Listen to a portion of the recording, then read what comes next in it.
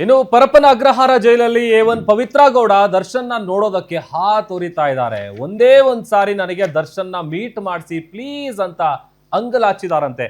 Case trial, ಸಾಕ್ಷಿ ವಿಚಾರಣೆ, cross examination ಅಂತ case ಸಂಬಂಧವಾಗಿ ಕಾನೂನು ಪ್ರಕ್ರಿಯೆ ಚುರುಕಾಗ್ತಾ ಇದ್ದಂತೆ ಪವಿತ್ರ ಗೌಡ ದರ್ಶನ್ ಭೇಟಿಗೆ ಶತಪ್ರಯತ್ನ ಮಾಡ್ತಾ ಇದ್ದಾರೆ ಅನ್ನುವಂತ ವಿಚಾರ ಗೊತ್ತಾಗ್ತಾ ಇದೆ. ಇತ್ತೀಚೆಗಷ್ಟೇ ಡಿಜಿಪಿ ಅಲೋಕ್ ಕುಮಾರ್ ಅವರು ಜೈಲಿಗೆ ವಿಸಿಟ್ ಕೊಟ್ಟಂತ ಸಂದರ್ಭದಲ್ಲಿ ಆ ಜೈಲಿನ ವ್ಯವಸ್ಥೆ ಅವ್ಯವಸ್ಥೆ ಎಲ್ಲವನ್ನ ಕೂಡ ಪರಿಶೀಲಿಸಲು ಪರಪ್ಪನ ಅಗ್ರಹಾರಕ್ಕೆ ಅವರೇ ಖುದ್ದು ಭೇಟಿ ಕೊಟ್ಟಿದ್ರು. ಅವರು ಜೈಲಿಗೆ ಭೇಟಿ ಕೊಟ್ಟಂತ ಸಂದರ್ಭದಲ್ಲಿ ಪವಿತ್ರ ಗೌಡ ಅವ್ರ ಜೊತೆ ಕೂಡ ಮಾತನಾಡಿ ದರ್ಶನ್ ಭೇಟಿಗೆ ಒಂದು ಅವಕಾಶ ಮಾಡಿಕೊಡಿ ಅಂತ ಕೇಳ್ಕೊಂಡಿದ್ರು ಅಂತ ಹೇಳಲಾಗ್ತಾ ಇದೆ.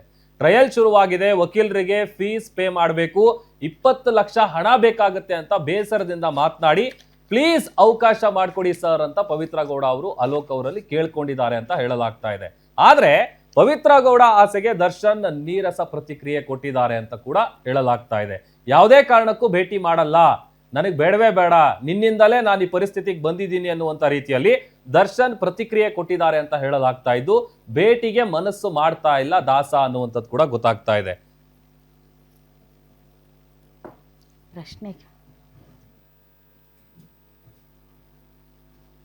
ಮೇಡಮ್, ದರ್ಶನ್ನ ನೋಡ್ಬೇಕು ಪ್ಲೀಸ್ ಅಂತ ಅಂದ್ರೆ ಏನೋ ಬೇರೆ ಕಾರಣ ಇರ್ಬೋದು ಅಂತ ಅನ್ಕೊಂಡಿದ್ವಿ. ಬಟ್ ಏನೋ ಫೀಸ್ ಬೇಕಂತೆ, ಅದಕ್ಕೋಸ್ಕರ ಒಂದ್ಸಲ ಮೀಟ್ ಮಾಡಿಸಿ ಅಂತ ಕೇಳ್ಕೊತಾ ಇದಾರಂತೆ.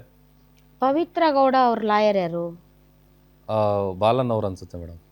ಅವ್ರೊಬ್ರೇ ಇದ್ದಾರಾ ಅಥವಾ ಬಹಳ ಜನ ಇದ್ದಾರಾ? Is a senior advocate. So 20 lakh ಹಣ ಯಾರಿಗೆ ಕೊಡಬೇಕೋ ಏನ್ ಕಥೆನೋ ಗೊತ್ತಿಲ್ಲ.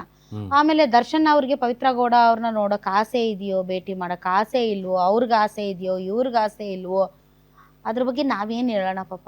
ಅವ್ರವ್ರ ಪರ್ಸನಲ್ ಲೈಫ್. ದರ್ಶನ್ ಅವ್ರಿಗೆ ಇಷ್ಟ ಇದ್ರೆ ದರ್ಶನ ಭಾಗ್ಯ ಕೊಡ್ತಾರೆ, ಇಲ್ದಿದ್ರೆ ಕೊಡಲ್ಲ.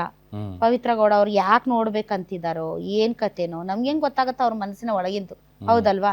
ಇಲ್ಲಿ ಕುಂತು ಪಾಪ ನಾವು ಅವ್ರ ಬಗ್ಗೆ ಏನ್ ಕಮೆಂಟ್ ಮಾಡೋಣ. ಬಟ್ ಡೆಫಿನೆಟ್ಲಿ ಈಗೇನು ಟ್ರಯಲ್ ಶುರುವಾಗಿದೆ.